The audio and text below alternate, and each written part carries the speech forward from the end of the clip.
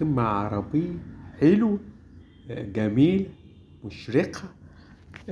الأخوة المسلمين والأخوة العرب في قمة عربية إسلامية بشأن الدم الفلسطيني.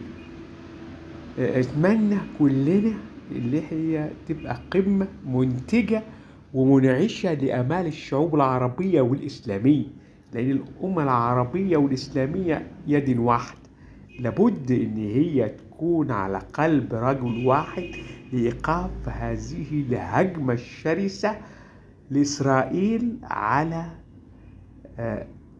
فلسطين.